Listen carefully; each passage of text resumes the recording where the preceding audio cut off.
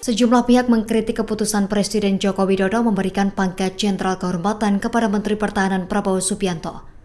Prabowo Subianto resmi mendapat pangkat Jenderal Kehormatan dari Jokowi pada acara Rapim TNI Polri di Mabes TNI Cilangkap, Jakarta, Rabu 28 Februari 2024. Keputusan Jokowi tersebut memantik sejumlah kritik dari partai politik hingga berbagai organisasi atau lembaga.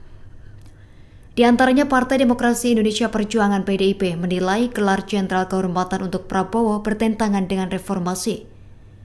Anggota Komisi 1 DPR RI fraksi PDIP TB Hasanuddin mengatakan pemberian pangkat Jenderal Kehormatan berlaku untuk perwira TNI yang masih aktif.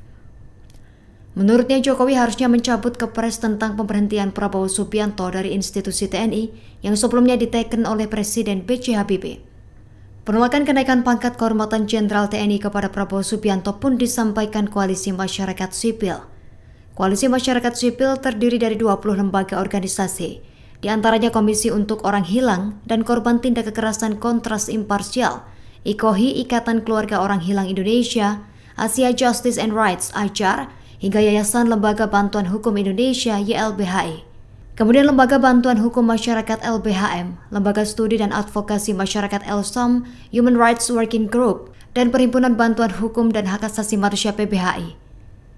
Selanjutnya Sentra Inisiatif, Lokator Foundation, Amnesty International Indonesia, Public Virtue, Setara Institute, Migrant Care. Selain itu, The Institute for EcoSoc Rights, Greenpeace Indonesia, Public Interest Lawyer Network, bahkan Yayasan Lembaga Bantuan Hukum Keadilan Banten LBH Keadilan, dan Lembaga Pengembangan Studi dan Advokasi Hak Asasi Manusia LPSHAM. Dalam pernyataan bersama, Koalisi Masyarakat Sipil mengecam pemberian kenaikan pangkat kehormatan Jenderal Bintang 4 untuk Prabowo Subianto.